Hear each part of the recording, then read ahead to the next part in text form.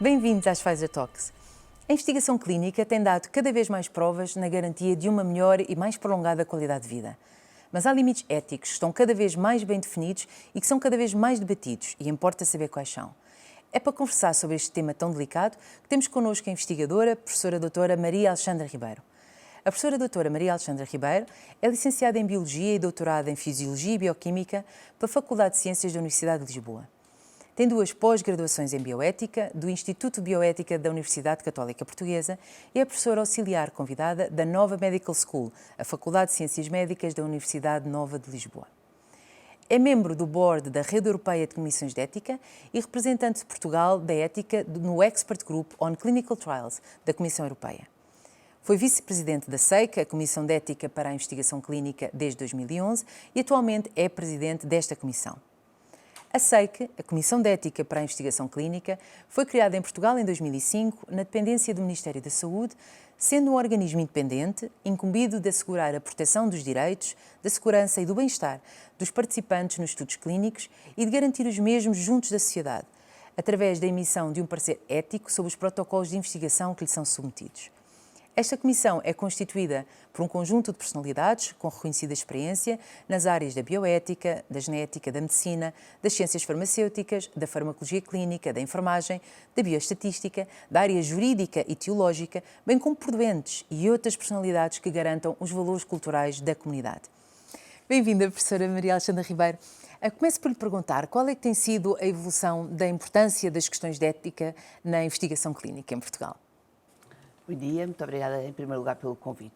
Bom, relativamente à evolução da ética e das questões éticas associadas à investigação clínica, nós podemos identificar alguns marcos.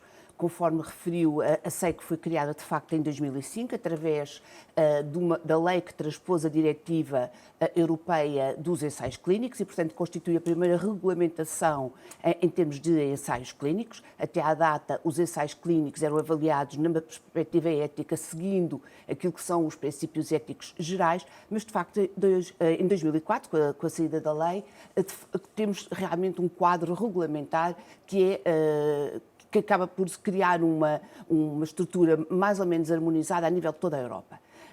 A diretiva impunha que cada país tivesse apenas um parecer de uma comissão de ética e é neste contexto que surgiu a criação da SEIC. E, portanto, 2004, 2005 constitui de facto o primeiro marco em termos de orientação, de regulamentação daquilo que é a investigação clínica, particularmente os ensaios clínicos. Mais tarde, já mais recentemente, em 2014, temos um outro marco importante, do ponto de vista regulamentar, mas que também, naturalmente, está associado às questões éticas.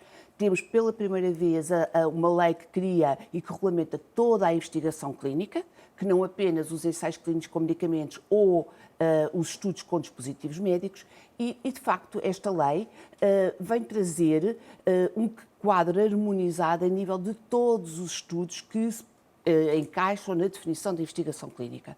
Portanto, nesse sentido, aquilo que esta lei vai introduzir é obrigações, compromissos para com todos os intervenientes na investigação clínica, desde os promotores aos investigadores, e introduz um aspecto importante do ponto de vista ético, que é a obrigatoriedade de um parecer ético prévio à realização de qualquer estudo que caia na definição de estudo clínico. Muito bem. E quer explicar-nos rapidamente e de forma mais concreta qual é o papel da SEIC e qual a complexidade, no fundo, do vosso trabalho e das decisões que tem que tomar? Bom, realmente a SEIC, como tinha dito no início, tem como principal missão a proteção da segurança, da integridade e dos direitos dos participantes. E isso faz não apenas através da emissão de um parecer ético prévio à realização do estudo, mas também o acompanhamento, a monitorização do estudo, uma vez que ele seja iniciado no país.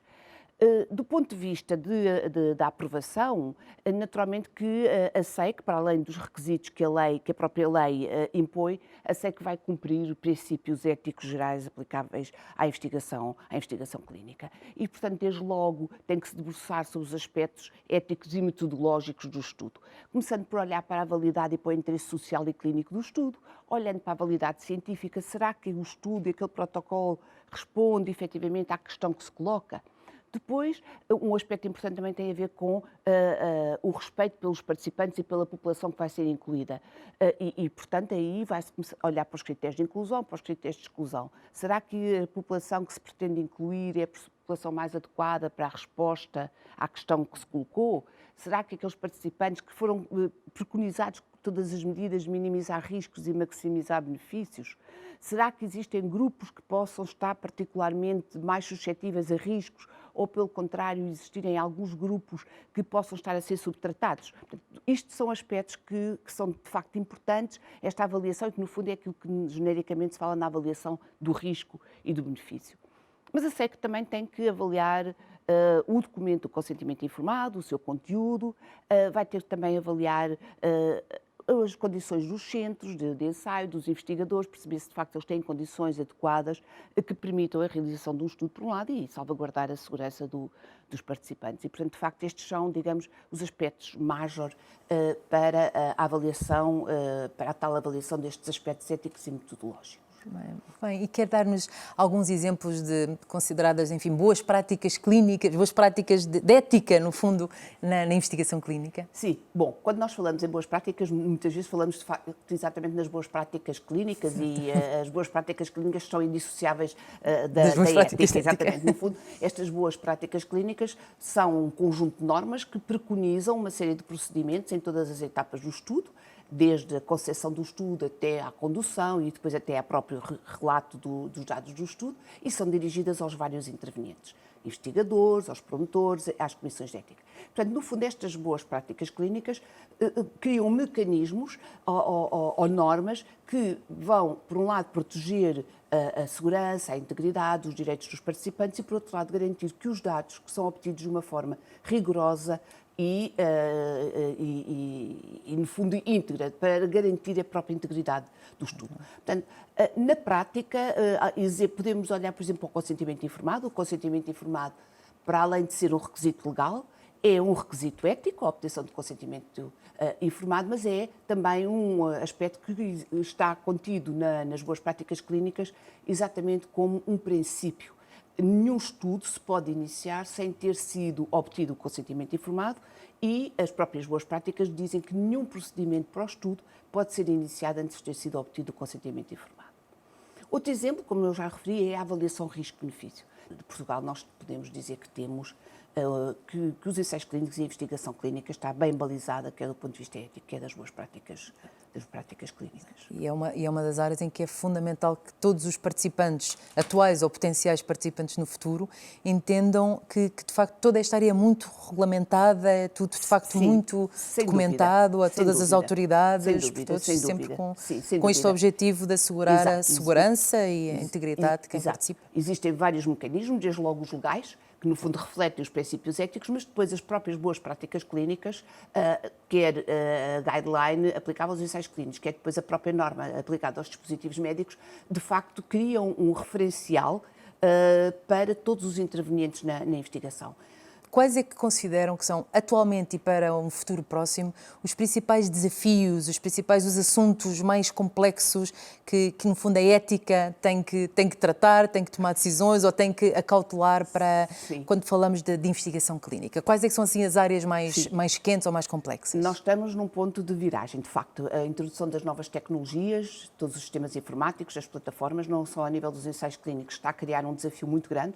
Muitos dos procedimentos dos ensaios clínicos deixaram de estar centrados nos centros de ensaio e com os investigadores para passarem a estar nas plataformas e isto cria dificuldades. Estamos cada vez mais a evoluir para os chamados ensaios clínicos descentralizados, em que muitos dos procedimentos que podem ir desde o recrutamento até à obtenção de dados são feitos por via remota e, portanto, aquela visão e aquela relação clássica de investigador médico e doente está-se a esvair, está-se a esvanecer. Depois existem outras áreas mais de ponta, que são extremamente complexas. Estou a falar, por exemplo, da investigação com os Big Data, com os grandes dados de saúde, que junta dados de saúde com outros dados da vida, do dia-a-dia da pessoa, que se obtém nas redes sociais, enfim. Estou a falar, por exemplo, da questão da inteligência artificial e do deep learning, muito aplicado hoje em dia nas áreas da medicina, nas áreas dos dispositivos médicos. Já há muita investigação clínica nesta área que envolve todos estes recursos à inteligência artificial, a todos estes mecanismos de aprendizagem, que são utilizados não só no diagnóstico, mas até na colaboração e no preconizar e no ajudar os médicos para um planeamento clínico. E, portanto, tudo isto, que já existem muitos ensaios clínicos, são áreas novas, são áreas que colocam desafios éticos grandes, porque, de facto, a visão clássica baseada nos 3 princípios éticos da beneficência, do respeito pelas pessoas e da justiça, não são uma resposta completa e, portanto, há questões agora associadas à confidencialidade, à privacidade, por exemplo, a nível das bases de dados genéticos, como é que se consegue garantir verdadeiramente a confidencialidade e a privacidade. Portanto, isto são tudo novos desafios que nos estão a surgir e que começam a chegar, mais lentamente a Portugal, mas que de facto constituem neste momento os grandes desafios éticos e nós temos que repensar um pouco todas estas guidelines éticas, nunca descuidando naturalmente a dignidade da pessoa e o princípio ético mais, digamos, o chapéu, mas temos que criar alguma flexibilidade e adaptar-nos um bocadinho em termos daquela visão mais clássica da avaliação ética da investigação clínica. Exatamente. Olha, muito obrigada, professora Maria Alexandra Ribeiro, pela sua partilha e por esta discussão e por esta reflexão tão enriquecedora. Uma vez mais, os agradecimentos a todos os que contribuem para a investigação clínica em Portugal e muito obrigada, professora, pelo seu tempo. Quanto a nós, estaremos de volta em breve com mais uma edição das Pfizer Talks. Obrigada.